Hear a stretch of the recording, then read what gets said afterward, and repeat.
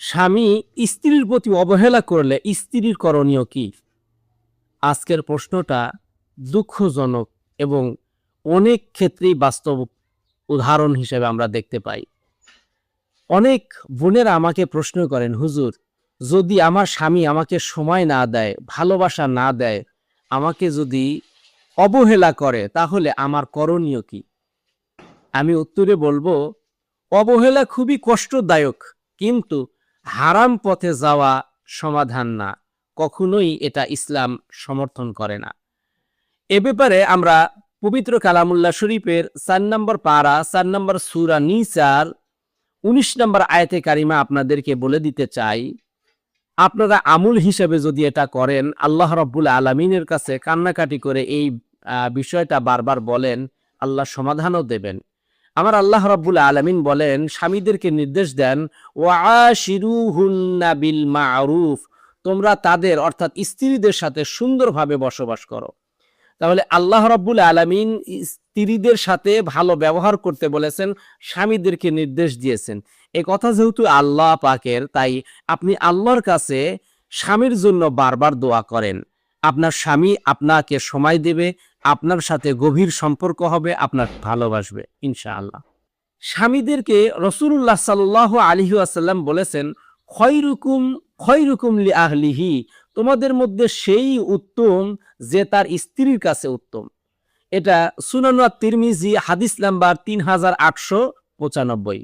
এখান থেকে প্রতীয়মান হয় যে প্রত্যেক স্বামী ভালো হবে বা প্রত্যেক স্বামীকে ভালো হিসাবে সার্টিফাই করবে তার স্ত্রী।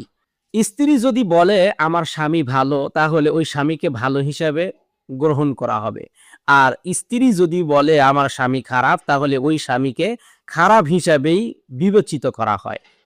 আমি আপনাদেরকে বাস্তবতা দেখাতে চাই। আজকাল স্বামীরা ব্যস্ত।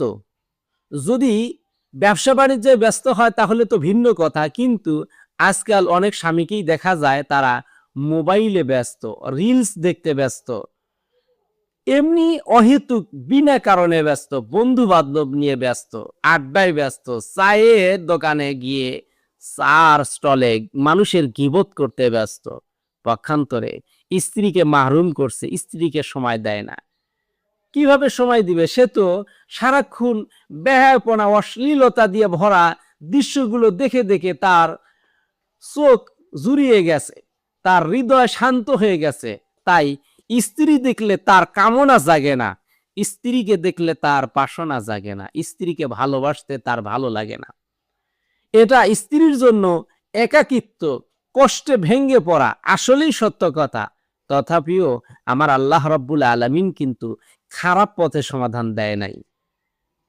অবশ্যই স্ত্রীকে ধৈর্য ধরতে হবে, আল্লাহ রাব্বুল আলামিনের কাছে বারংবার চাইতে হবে, বেশি বেশি কোরআন তিলাওয়াত করতে হবে। আল্লাহ রাব্বুল আলামিন এই কোরআন তেলাওয়াতের মাধ্যমেই তার মনের আশা পূরণ করবেন, তার স্বামীকে তার দিকে ফিরিয়ে দেবেন ইনশাআল্লাহ। শিক্ষণীয় যে মূল কথা আপনাদেরকে বলে দিতে চাই, স্বামীর জন্য বলবো, আপনি অবশ্যই আপনার স্ত্রীর হক আদায় করেন, অন্যথায় কিন্তু আল্লাহ রাব্বুল আলামিনের কাঠগড়ায় আপনাকে দাঁড়াতে হবে। আর স্ত্রীদেরকে বলবো, আপনি ধৈর্য ধরুন, দোয়া করুন, কোরআন তেলাওয়াত করুন, হালাল পথে সমাধান খুঁজুন, আল্লাহ রাব্বুল আলামিন আপনাকে সমাধান দিবেন। আমি শেষ যেই অনুরোধটা আপনাদের উভয়কে করব, আপনারা স্ত্রীদের সাথে ভালো ব্যবহার করুন, ভালো কথা বলুন। স্ত্রীকে বলবো, স্বামীর সাথে উত্তম আচরণ করুন, ভালো ব্যবহার দেখান।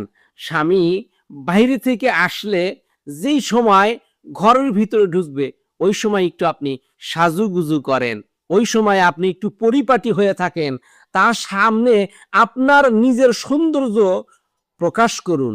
আপনার স্বামী আপনার প্রতি আকৃষ্ট হবেই ইনশাআল্লাহ। আল্লাহ রাব্বুল আলামিনের কাছে বারবার আপনার স্বামীর জন্য দোয়া করুন। আর যদি কোনো পুরুষ ভাই স্ত্রীর জন্য এইরকম কষ্ট পেয়ে থাকেন, তাহলে অবশ্যই স্ত্রীর জন্য বারবার আল্লাহ রাব্বুল আলামিনের কাছে দোয়া করুন। নামাজে দাঁড়িয়ে আল্লাহ রাব্বুল আলামিনকে ডাকুন, সেজদায় গিয়ে চোখের পানি ছেড়ে আল্লাহ রাব্বুল আলামিনের কাছে চান, আল্লাহ অবশ্যই সমাধান দিবেন ইনশাআল্লাহ।